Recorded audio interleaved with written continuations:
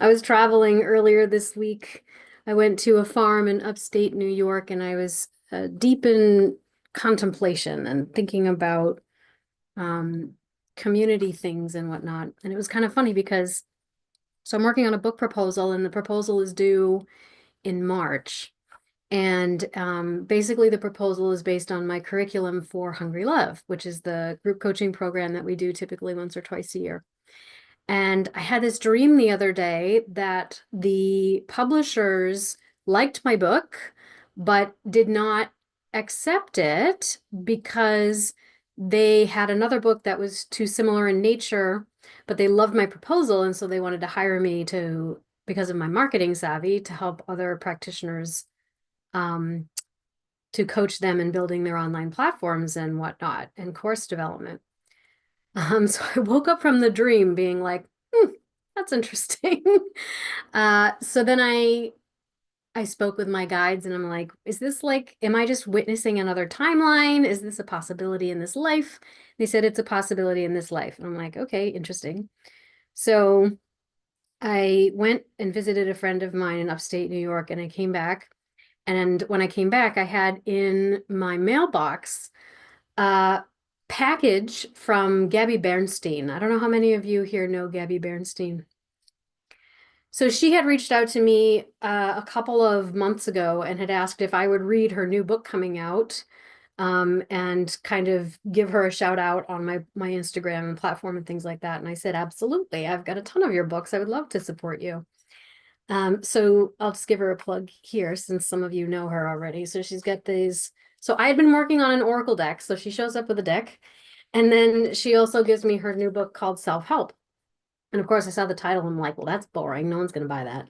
And then I opened it up and I'm like, oh, she's talking about internal family systems theory, inner child healing and parts work, and referring to the self as the spiritual self. So I'm flipping through a book and I'm like, shit, this is so similar to what I'm talking about. So then I'm like, oh God, is this the dream coming true? So we'll see what happens. I'll keep you abreast and informed. Just wanted to give you a little uh sign or wink from the universe. Who knows what it means? We'll see how it all pans out.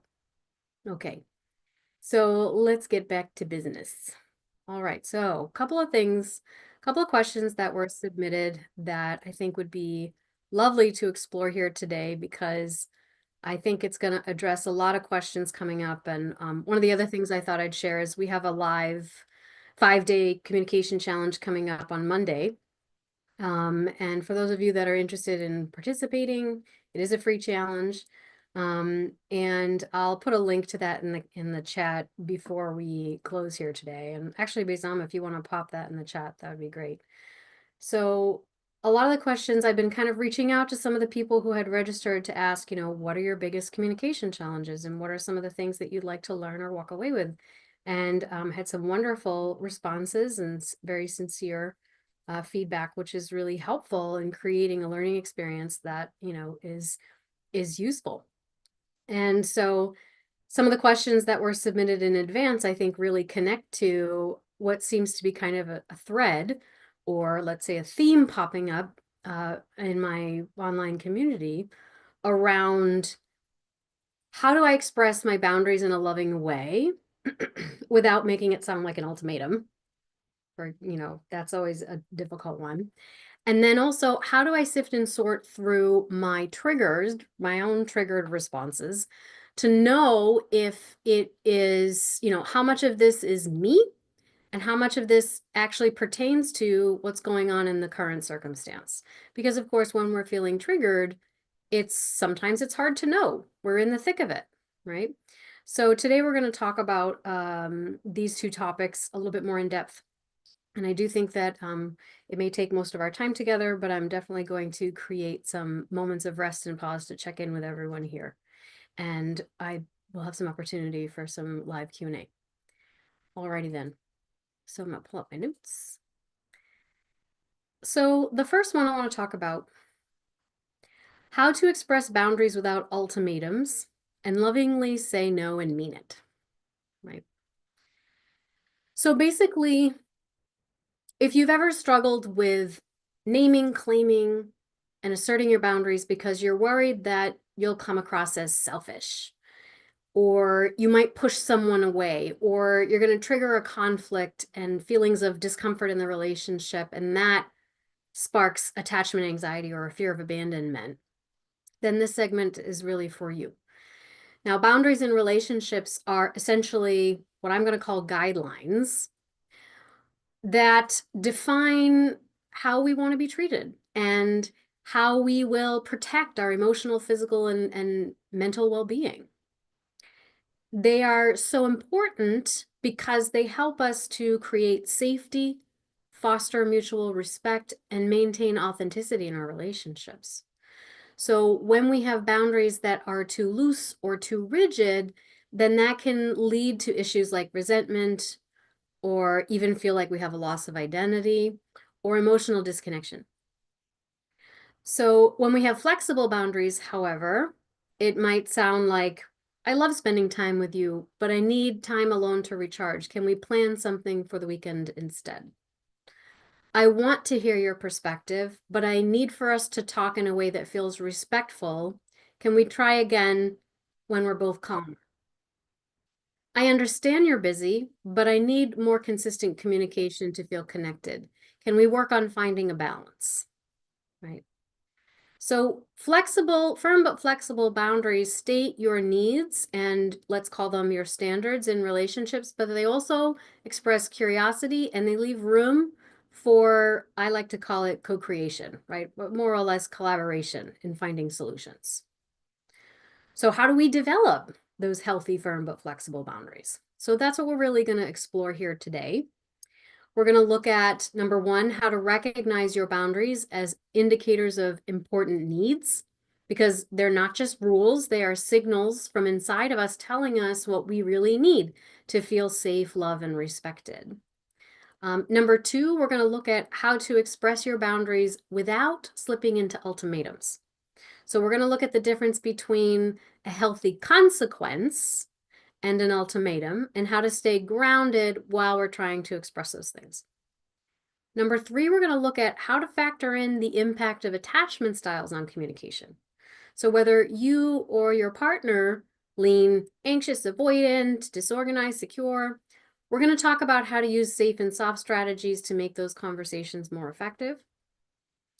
And number four, we're going to look at establishing, I'm going to call them correct goals for healthy communication.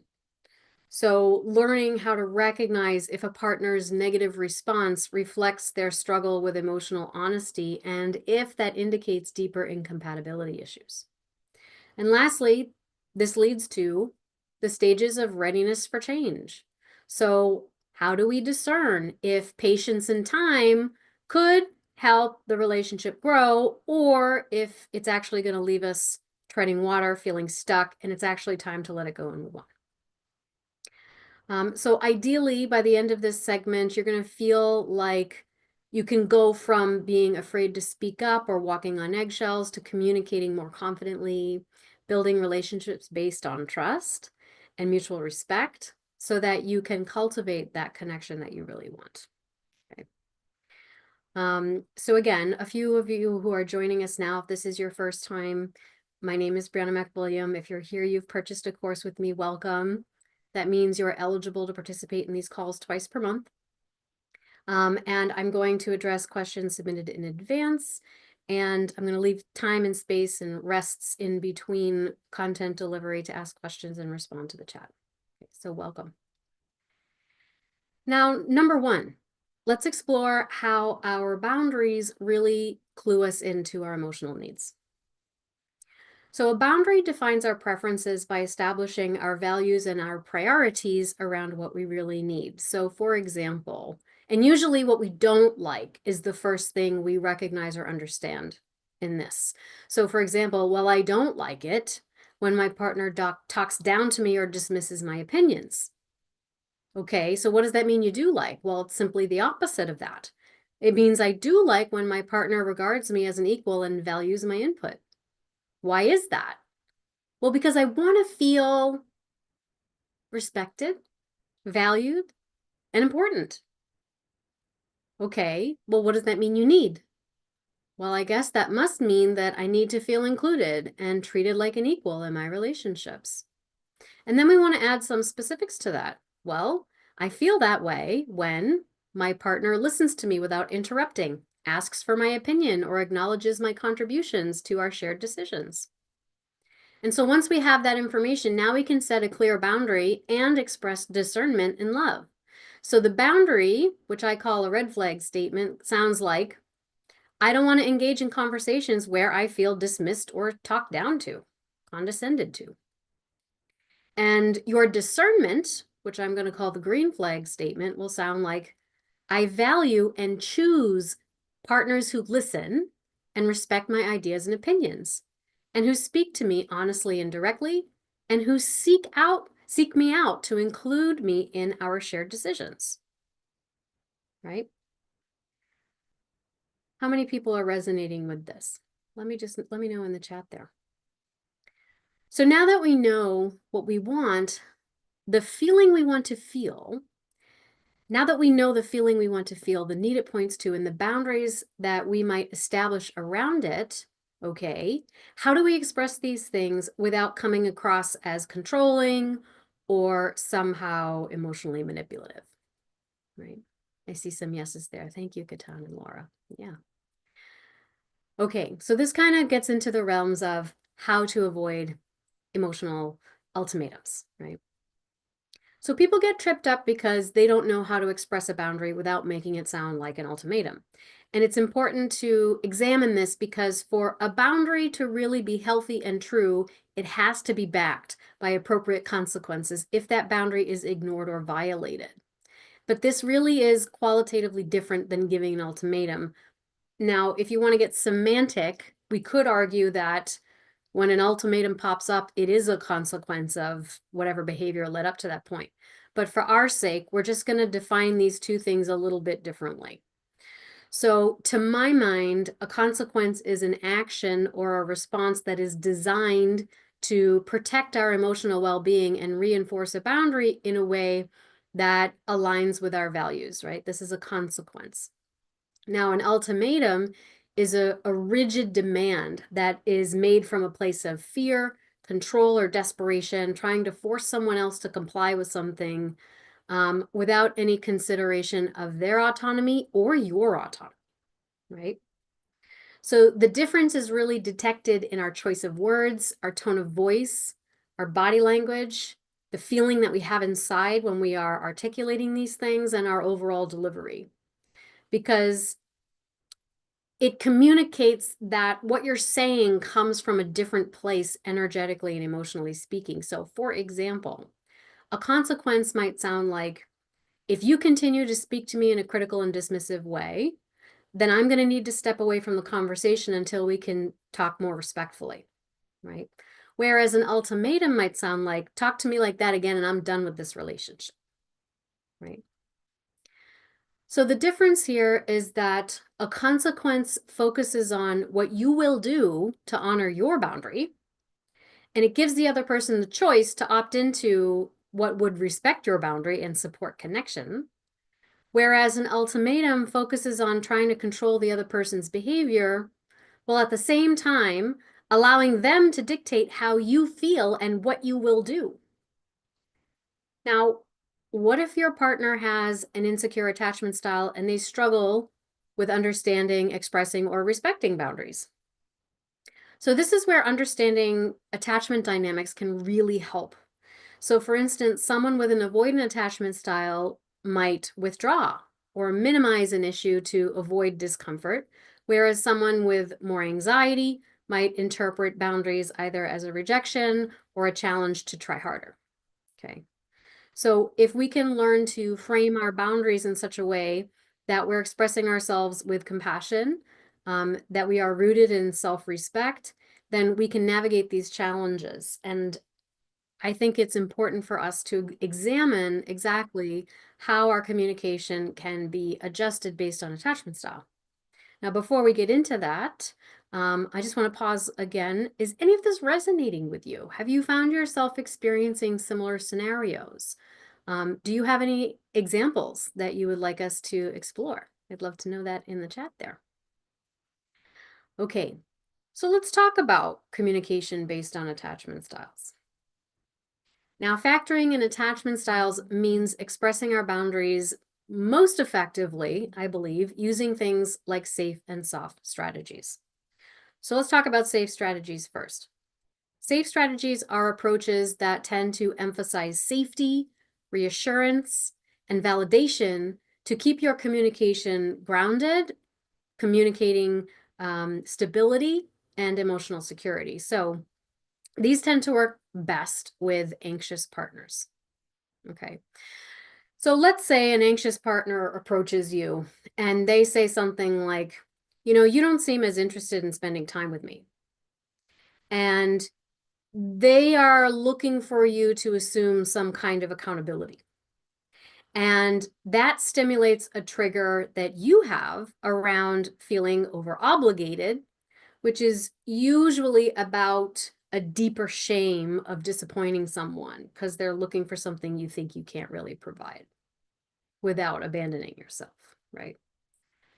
Now, instead of reacting defensively in response to your trigger and saying something like, that's not true, you're imagining things, right? And being defensive or dismissive, we might try a safe strategy and say something like, you know what? I know I've been checked out lately and my stress has gotten in the way and I'm sorry about that. Let's make a concrete plan and put it in the calendar because I love you and I want to spend more time with you. And why does this work?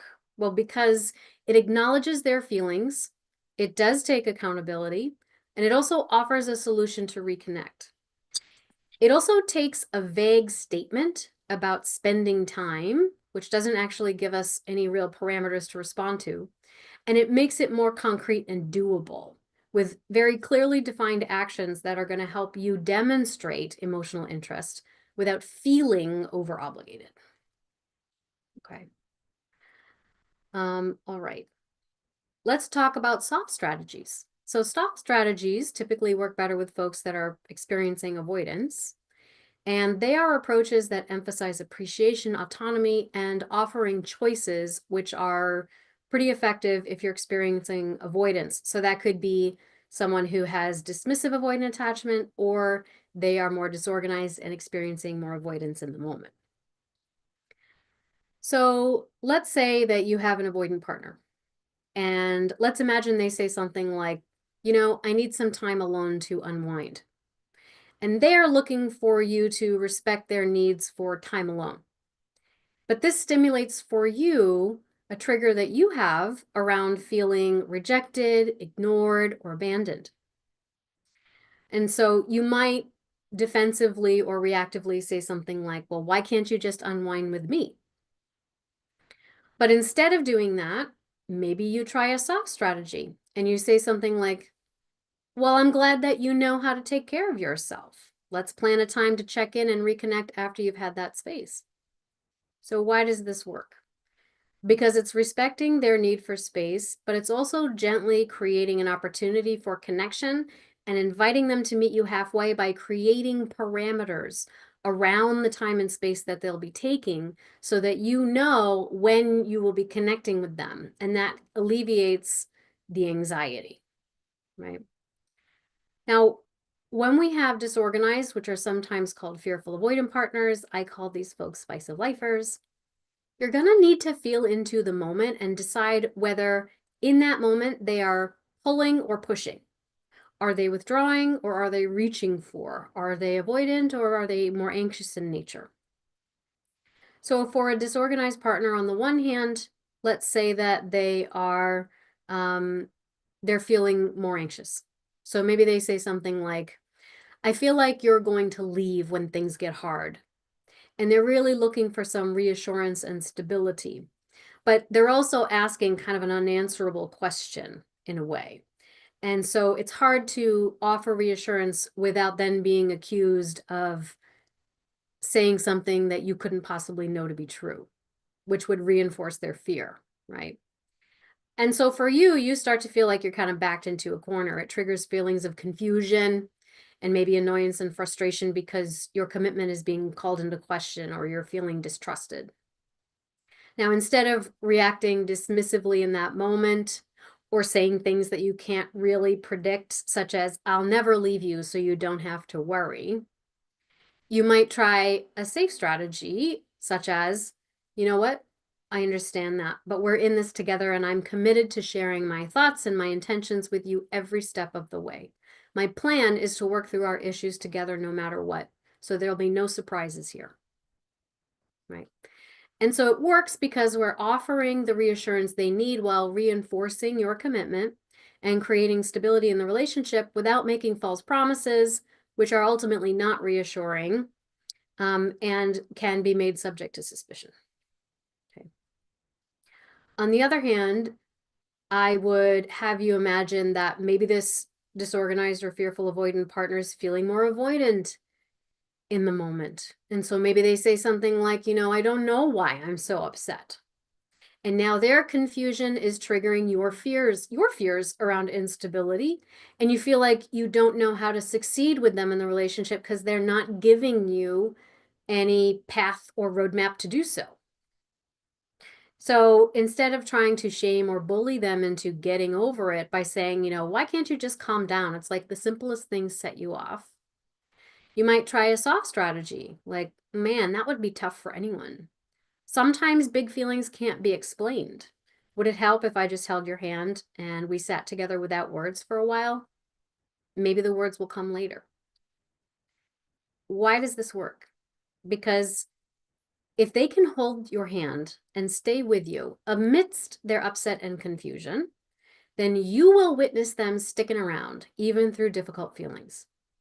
And they will see that you can handle their difficult feelings, which helps both of you to feel safer and to be more emotionally honest with each other. And of course, that is going to deepen the intimacy over time. Now, at this point, students usually ask me, well, but what if that doesn't work? What if that doesn't work? So let's talk about healthy goals for communication and this idea of work. Okay. So I get it. A lot of us might feel tired of feeling like we are the only ones in the relationship. And the idea of having to learn new communication skills can seem unfair. So why should I have to change or learn something new if my partner isn't interested or stepping up? Or I'm tired of being nice when I'm angry, upset, and unheard. Or isn't this just walking on eggshells and pretending to be someone I'm not? So these are thoughts that often stem from attachment anxiety, and they tend to cloud the goal of healthy communication.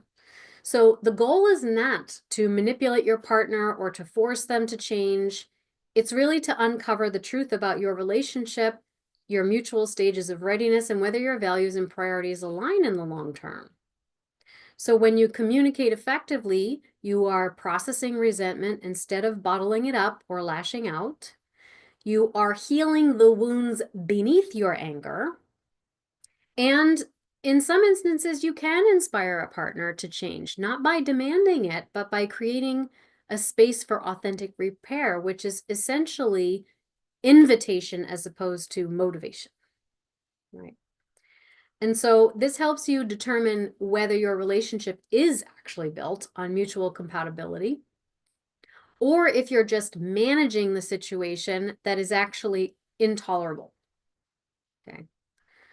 So effective communication is not about not being yourself or faking it until you make it. It's about rising above the fearful self so that it's not the only version of you that is showing up to the relationship or that is showing up to a conflictual situation.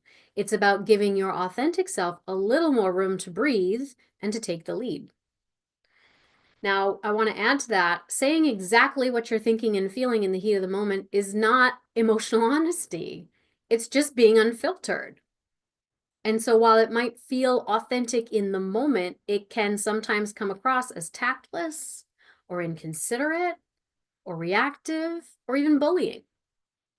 And so to my mind, true emotional honesty comes from reflecting on our thoughts and feelings and then choosing how to express those in alignment with our values and our priorities. So your thoughts and feelings are tremendously valuable. They provide essential clues about what our deeper needs and desires might be. They are meant to guide you, to inspire self-reflection, to keep you curious, enlivened, and engaged with life. But they are not there to control you or to dictate your actions. And when you let your thoughts and your emotions define who you are, you risk reacting defensively or impulsively rather than responding thoughtfully. Okay. And so healthy communication is intended to help you take a step back, peel away the defensive layers that we have accumulated over time, and reconnect with our authentic self. And that is the version of you that reflects on what you think and feel, and then lines that up with what truly matters to you, and then responds with integrity, generosity, and care. And it also allows you to create a relationship that becomes a safe space for mutual healing and growth, which deepens the intimacy and trust over time, right? So then usually what I hear is, well, okay, Brianna, I get that. But what if my partner responds negatively? What if I learn these healthy communication skills and it actually seems to make things worse? How many of you feel like you've experienced that? Let me know in the chat there. It actually seems to make things worse. Okay. So this is where we're going to talk about stages of readiness for change. So this can help you decide whether patience and time could help your relationship grow or if it's really time to move on. So when you start communicating in a healthy way, your partner's responses can reveal a lot. So if they respond negatively, that's really important information. So for example, maybe they respond passive aggressively, saying things like, fine, I'll do it. But then they sabotage you. So something like scheduling your kids' doctor's appointments during your busiest workday and then taking off for a business trip, so you're kind of left high and dry. Or maybe they accuse you of being manipulative, saying things like, again, with your feelings, it's always about you, isn't it? You're so selfish. When you're just trying to express a need. Or maybe they will threaten things like disloyalty or abandonment. Fine. Well, I guess I'll just go find comfort with somebody else then. Now, if this happens, it doesn't mean that you're doing it wrong. In fact, it's a sign that you're doing it right. Because their negative reactions mean that your emotional honesty is triggering their deepest wounds. Their wounds are telling them that emotional honesty is unsafe. It's threatening. And so you are ultimately creating an opportunity for them to heal and to show up differently, which means now they have the choice to heal or to remain stuck. This is how we become catalysts for growth for each other in a relationship. This happens a lot in the anxious avoidant trap, which is why I call them catalytic relationships, right? So what do we do in that circumstance? Well, our role is to let them have their process, to stay true to our boundaries and respect each of your states of readiness. And being able to accept that is where I think the spiritual assignment for growth really begins.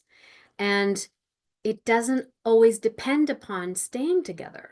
Sometimes the purpose of a relationship is to guide you towards self-advocacy by honoring your boundaries no matter the outcome.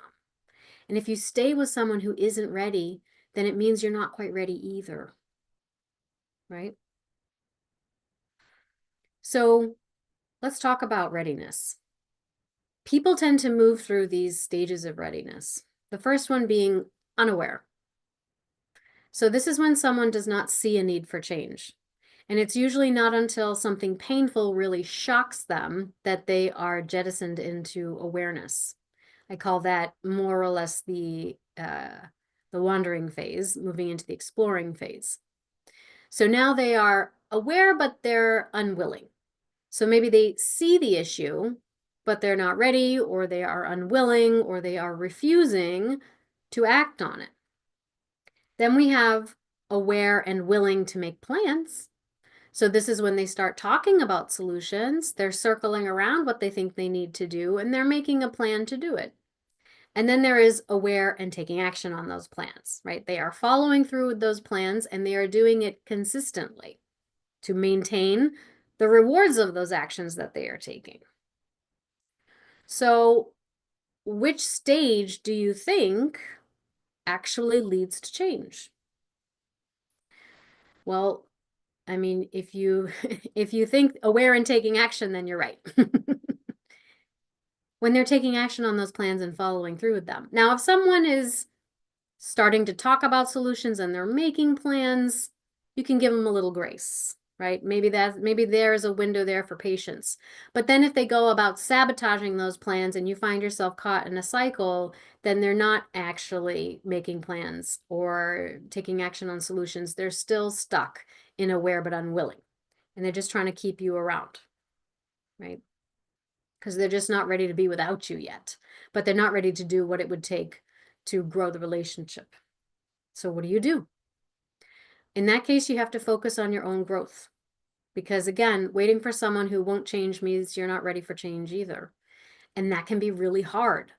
When we want to share spiritual growth with our partners, and it's painful to watch them just give in to their wounding, right? But again, change only happens when the rewards of love and the benefits of growing finally outweigh the risks of emotional vulnerability. And if your partner isn't ready, you cannot force them, and nor should you. Because when you try to force someone to change, it makes it impossible to trust their love or their commitment. You're only doing it because I made you do it. And now I feel like my house is built on stilts, right? And now I'm plagued by hypervigilance and questioning everything you say and do. Can't force it. However, sometimes planting the seed and giving it a little time to grow, watering it and nurturing it over time can help. But how do you know when is enough time? How do you know if the relationship is really stuck? So a few signs that it's time to reconsider your situation. So number one, they're ignoring your text messages, or in general communication, they only respond when it's on their terms. So that is really demonstrating that communication is not a priority for them and that they always have to be the one in the power position, which leaves you feeling undervalued and like you're always chasing them down. So you want to focus on someone who values open, honest, and consistent communication and doesn't need to be the one in control of it all the time. Okay. Secondly, they will avoid conversations about the state of the relationship or the future of the relationship. So when they're dodging these kinds of conversations, they're not really invested in what it would take to have an evolving and developing long-term connection with you. And you deserve to have clarity around that. It's not too needy. It's a perfectly reasonable request. And it's okay to demand that. Number three, they never make plans. So this connects to conversations about the future, right? But let's get a little more granular with this. Whether it is small dates or big commitments, they avoid making plans, initiating plans. If you're going to do some activities together, you're always the one kind of driving the event. You're always the one calling people to get it together, that kind of thing. So when they're never initiating, they're not making any plans at all, and this is on a more practical and day-to-day basis, it's a demonstration that you're not being made a priority, okay? And this is about shared time as well, right? They're not sharing time with you. Whatever the reasons might be, as sympathetic as those reasons might be, it's not enough to sustain a long-term relationship. And if that's what you want to find a partner who wants to make plans with you, will initiate with you, right? And wants to share their time with you and makes plans to do so. Number four, they avoid conflict, right? When we avoid conflicts, it's going to keep the relationship feeling shallow. So maybe they're there with you and they don't have no intention of leaving you, but you feel as though there is a veil between you. It's as if you are lonelier when you are together than when you are apart. And so it leaves your needs feeling unheard, and the relationship as a result becomes emotionally unsafe. This is when we start walking on eggshells, right? And it's impossible to be able to grow and expand in that situation because the rug feels like it's always going to be pulled out from underneath you. So you're going to have to let that go and find someone that can have those tough conversations, because that's how intimacy develops. Okay. And lastly, number 5, there's just this like pervasive feeling that you have to convince them to choose you. But love is about mutual effort, not proving your worth, right? So in that case, we really need to let go and make space for someone who values you effortlessly for who you are, not what you do for them, what you can prove to them, right? Now I know, I know it's hard to let go, especially if there is attachment anxiety at play. But letting them walk their path is not only an act of self-love, but it's also a way of loving them unconditionally for where they are at. And allowing yourself to grieve and honor the part of you that wants to cling, that's all part of the healing process. And if you allow yourself to open up to that grief feeling, what happens is you wind up having more access to a wide range of human emotion. And now your capacity for aliveness is so much bigger because you get to feel your way through life rather than try to think your way around it. And that thinking part is going to drive you crazy. Okay. All right. So if this has resonated with you and you'd like to learn more about communication based on attachment styles, we will include a link to the replay in and around the replay of this video to check out the course, The Courageous Communicator. Again, we are doing a free challenge, 5-day challenge next week, and this challenge is in celebration of open enrollment for the live group coaching program of the same name. So enrollment is open until the end of January. The registration for the challenge is available until Monday, the 13th. So hopefully you will check that out and join us. The goal of this is to recognize and use safe and soft strategies in communication, express our boundaries effectively, and also navigate the developmental stages of relationships.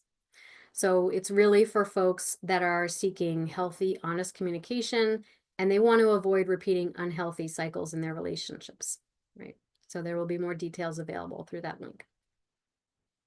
So I want to just kind of bring this all together, wrap this up with some final thoughts and summary. So let's bring it back to the original question. How do you set boundaries without making it sound like an ultimatum? So at the heart of this question lies a deeper desire, which is to communicate our needs in a way that fosters mutual respect and authentic connection. And boundaries are really not about controlling other people. They're about defining what we need to feel safe, love, and respected in our relationships. And when we honor our boundaries, we allow others to know us in our truest form. Okay. And so throughout this segment, we really looked at 6 key subtopics to help us navigate this. So first, we learned that boundaries reflect our values, our preferences, and our emotional needs. And when we're clear about our boundaries, we can identify things like red flags, as well as improve our discernment with green flags in relationships, right? Secondly, we looked at the differences between consequences and ultimatums, emphasizing that boundaries are intended to respect our well-being without trying to control others and should be backed by appropriate consequences. Then we looked at using safe and soft strategies based on attachment style, right? Whether we're anxious, avoidant, or disorganized, if we can tweak our language specific to the wounds of those attachment styles, our language can land better and our meaning can be more effectively communicated, creating opportunities for growth, even in catalytic relationships. Number 4, communication is not about manipulating a partner to change. Our goal with healthy communication is about uncovering the truth of our relationships and whether our values and priorities do line up. And number 5, what if it doesn't work? Well, we broke down the stages of readiness, and that's going to help us discern whether our partner is ready and capable of growth, or if their behavior is suggesting it's time for us to move on. And lastly, whether it is ignoring text messages or avoiding tough conversations, we talked about some of the signs that indicate the relationship is unlikely to evolve in its current state, and it is time to move on. Okay. Woo! So thank you to those of you that were able to stick with me and attend.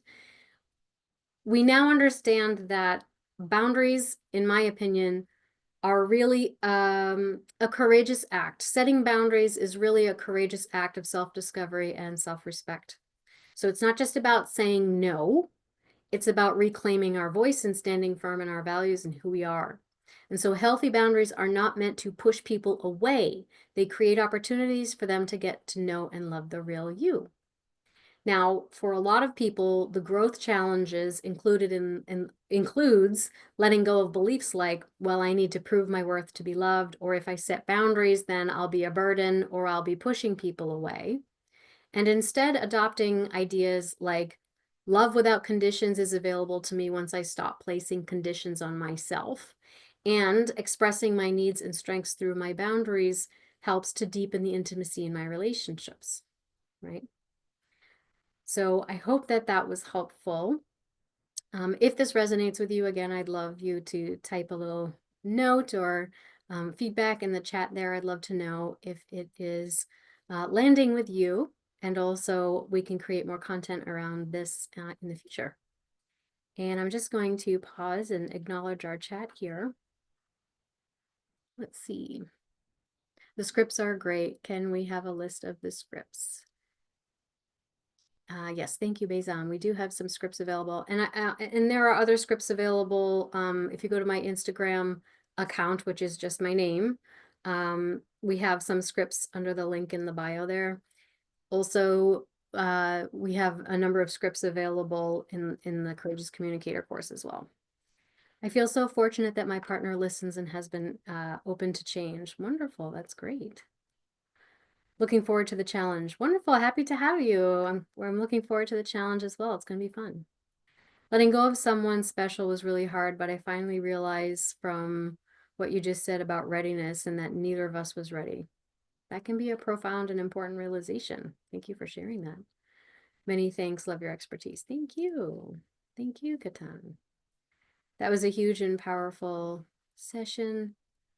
I was right to share the boundary that I need someone who values getting medical attention and to grow. Yeah, that's really important. Boundaries used to scare me. I now see how important boundaries are to my well-being and my relationship. Yeah, so important, extremely helpful. I'm so glad, Sebastian. Submitted a question about getting rid of ending up with a version of a parent, how to change such a pattern. Okay. So Joan, we might be able to get to that question if you submitted it through the form. If we don't get to it today, it will be the first up next week, but we'll see how far we get. All right, there's one more that I wanted to make sure that we address. Is it my trigger or their behavior? Okay. So how can you tell in the middle of an argument when emotions are running high if the intense feelings that you're experiencing stem from your own trauma history or something your partner actually did? Okay. So this is an important question. And to answer it, we first need to understand what a trigger is and why it creates so much confusion. So a trigger is typically a window into an unhealed wound. And when we're triggered, our body reacts as though it's under threat, even if the situation at hand doesn't seem to pose any real or immediate danger. So this heightened state of emotion tends to cloud our judgment. It makes it hard to differentiate between what's happening in the present moment and unresolved pain from the past. And so to make sense of that kind of intense reaction, the mind will develop things like limiting beliefs about love and our ability to experience it. And so these beliefs are shaped by our attachment styles and can be surprisingly predictable. So for example, if we have anxious attachment, the narrative goes, I'm too much, I'm not enough, people always leave me. Too much and yet not enough, and people always leave me.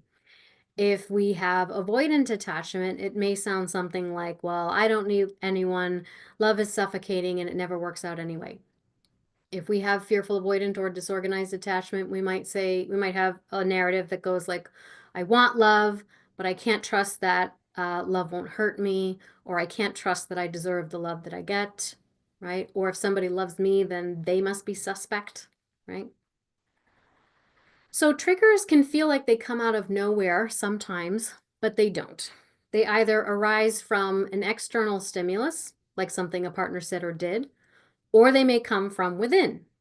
And if they come from within, we tend to feel like it's out of nowhere, but that's because it's usually stemming from a past wound, or unconscious fear, which hasn't been processed yet. So it's just finding a window or an opportunity to express itself.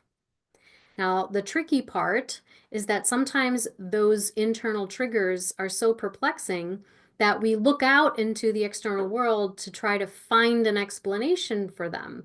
And that can lead to misinterpreting our triggered feelings and assigning meanings to them, i.e., blame for them, onto our partner or other people. Or circumstances. And so when this happens, we may start to look for flaws in our partner just to justify our emotions. We might misinterpret their actions through a negative lens. And we might react disproportionately to what are otherwise minor mistakes or misunderstandings in the normal course of an evolving relationship. And so these reactions can create a barrier to intimacy. They can keep love at a distance while we are clinging to a fantasy of what we think love should look like, right? And they keep us clinging to these fantasies.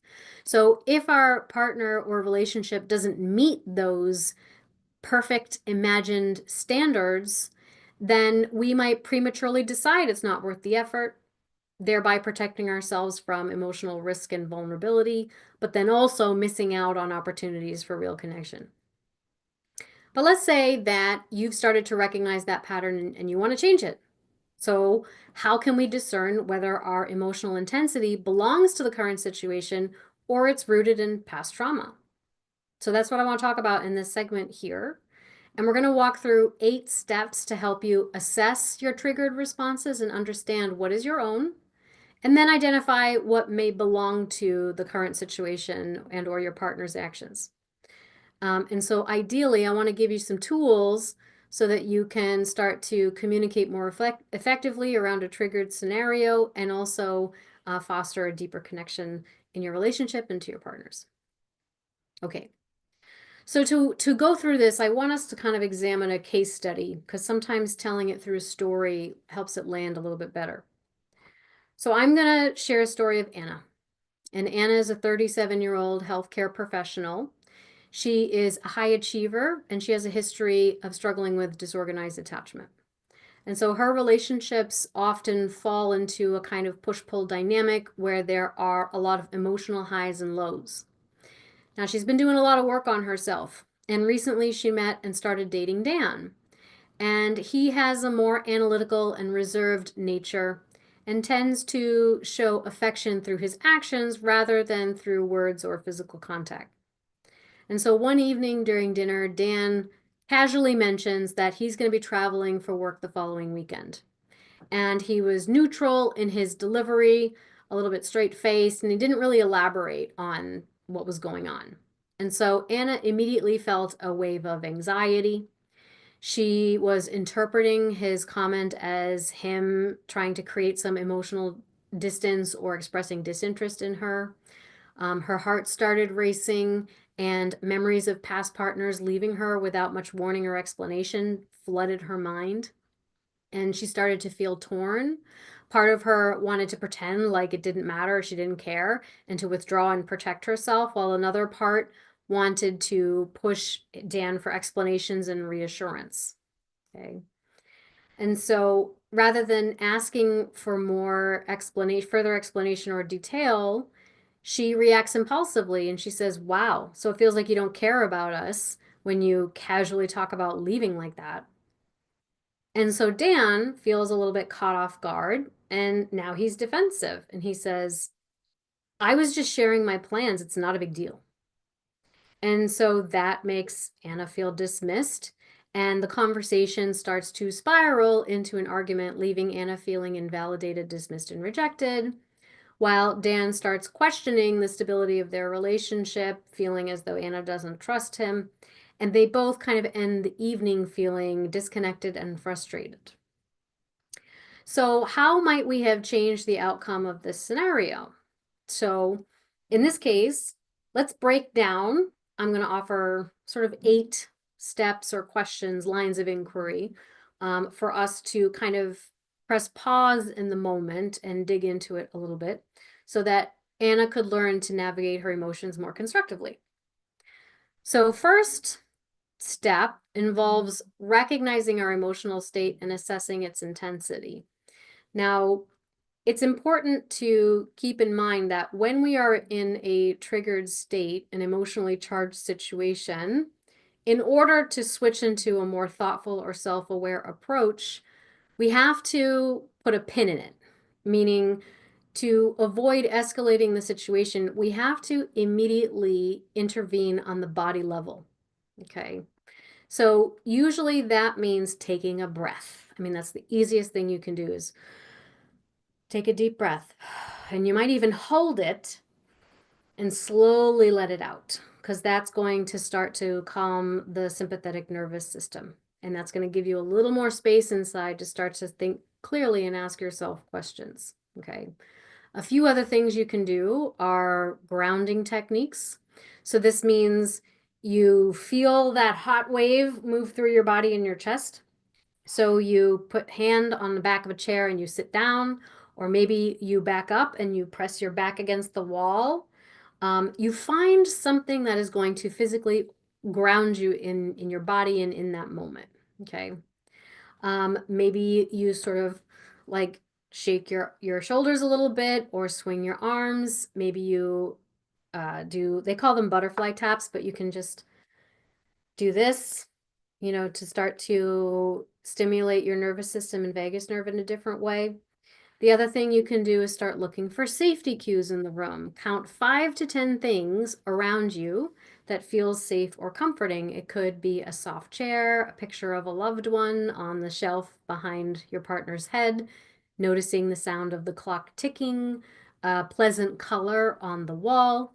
You're going to focus on cues that orient you to the present moment and the environment, the safety of the environment in which you are inhabiting, right? Another thing you could do is try to stimulate something tactily. So maybe there's a textured object that you can, just kind of hold and squeeze in your hand, right? Or toss from one hand to the other. It could be a smooth stone. It could be just a piece of fabric, right? Focusing on the texture and how it feels, giving your mind something else to think about so that it doesn't slip into a spiral triggered response. So first we're going to we're going to stick a pin in it by doing something that is embodied to create some kind of divergence from the spiral you're headed down. Okay. Now, once you've established some kind of physiological intervention, the first thing you want to do is kind of take a pause and check in with yourself. So this is recognizing your emotional state and assessing the intensity of it. So in Anna's case, it might sound like, I'm feeling anxious and rejected. My chest feels tight. My stomach is in knots. On a scale of 1 to 10, this feels like an 8. It's overwhelming, but I'm going to take a moment to breathe and try to regulate myself before I react. Okay. And I'm saying this out loud, but this can be an inner monologue. Secondly, is to explore what was the trigger, what was the thing that set off this emotional response, and does it connect to something historical? So in this case, maybe Anna's response might sound like, well, Dan mentioned his work trip in a neutral tone and did not elaborate. That made me feel like he was emotionally distant or uninterested. It reminds me of when an ex used to withdraw and not tell me things before breaking up with me, and it makes me feel blindsided and lonely and abandoned. So then we're going to number 3, we're going to check in with reality. So we're going to examine the evidence for those thoughts and assess whether it aligns with the current situation. So in Anna's case, this might sound like, I'm assuming Dan doesn't care about me because he did not offer reassurance, spontaneously offer reassurance. But what are the facts of the situation? He was sharing his plans and did not appear to say or do anything hurtful or intentionally dismissive. If I think about it, Dan is typically consistent and thoughtful, and so his reaction may be more about my reading into his expression and what it might mean versus what's actually happening with him now in the moment. So then let's consider the other person. So we can evaluate whether their behavior, was it reasonable or clearly intentionally hurtful? So in Anna's case, this might sound like, well, Dan's tone wasn't specifically dismissive, it was more neutral. And overall, it seems reasonable that he would share his plans without knowing that I would need more detail. It doesn't necessarily mean that he doesn't care about me, right? And so this is when we start to own our part. So we might acknowledge if the reaction could be disproportionate and what percentage of that. How much of this is a projection of past fears versus uh, belonging to the current moment. So in Anna's case, this could sound like, I think I am reacting more to my fear of abandonment than to what Dan actually said. I'm worried he'll pull away like my ex did, but that doesn't mean it's true or that it will happen, right? So number 6, we're going to assess the intention and the impact. So you want to consider whether their actions were intended to hurt you and if there's a way to clarify things. So in Anna's case, this might sound like Dan's behavior wasn't intentionally harmful. He didn't know that this would bring up those feelings for me. And I can let him know how I feel without blaming him or making assumptions. And usually that's just by asking, right? Asking for the detail that she feels is missing.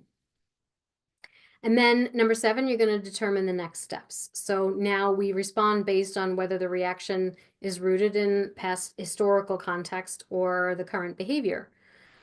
So if it does feel like it's more coming from me, right? Or for Anna, if it feels like it's coming from within, she might say something like, well, I probably need to communicate my feelings directly and calmly. I can say something like, when you mentioned your trip, I felt a little anxious because it reminded me of a time in the past when I didn't really feel so secure about things like that. I know it's not about you, but can we talk more about it? Like, can I have some more detail?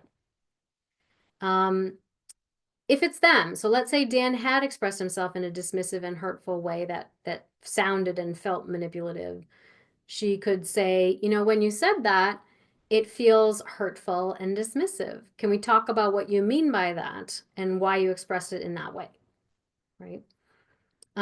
So that we're always, this is what we call reality testing, but we're always measuring it against what we think our fears might be.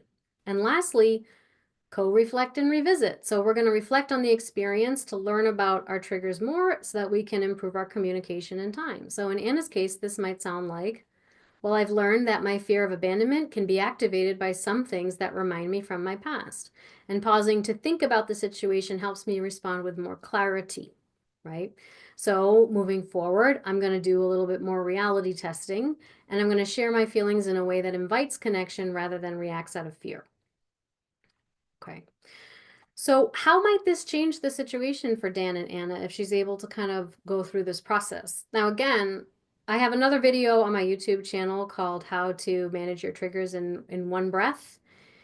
I know we just walked through a series of 8 steps, but the idea is that over time, this is a process that's going to happen in a matter of seconds, right? But it is a muscle that you have to strengthen. It's something that you have to practice over time.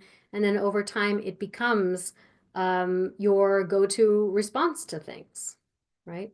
So let's say Anna manages over time to build that muscle, and let's put her back in that situation. So this time, instead of reacting to the trigger, she's able to take a breath, pauses, acknowledges the anxiety rising within her, thinks to herself, ooh, that was a big response that just came up inside my body, and it feels kind of familiar. And it reminds me of my fear of abandonment.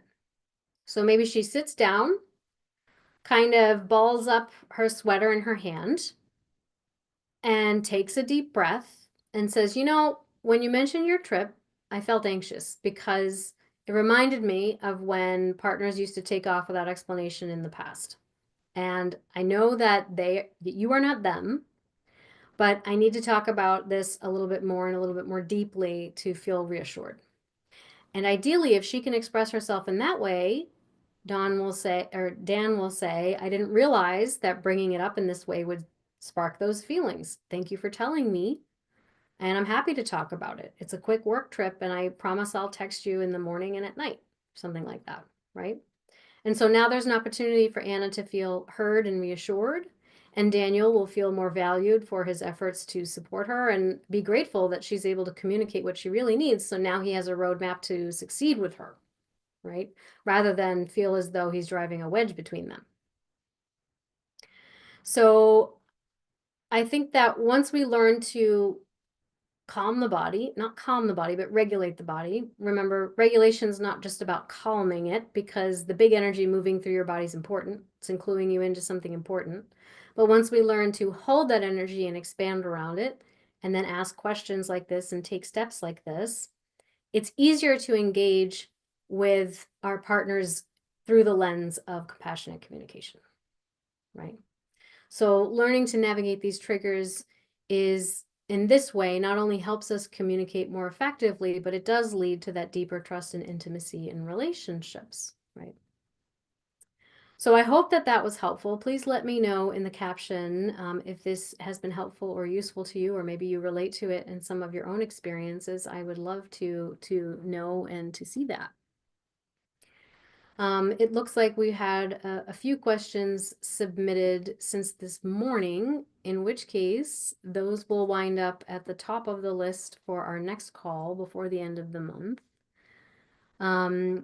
So I see a question here falling into the experience of feeling like you're in a relationship with a parent. We can address that. Being in an anxious avoidant relationship and being thrown out of the house. Okay, the decision to let go and walk away. Okay, so these are questions we'll be sure to address at the top of the list next time we meet before the end of the month. All right, everyone. If you haven't joined the challenge for the Courageous Communicator, I hope that you'll be joining me. For those of you that have already registered, I look forward to diving in with you. I think we're going to have a wonderful learning experience. Remember, the challenge materials will be available inside our pop-up Facebook group until January 24th, and enrollment in the course closes on January 30th. So if you have any questions or anything, please feel free to reach out to us at Brianna at briannamcwilliam.com. And I'll be sending a replay of this this live stream as well, and we'll include some information there as well. So thank you, everyone. I hope you enjoy the rest of your day. See you for our next call.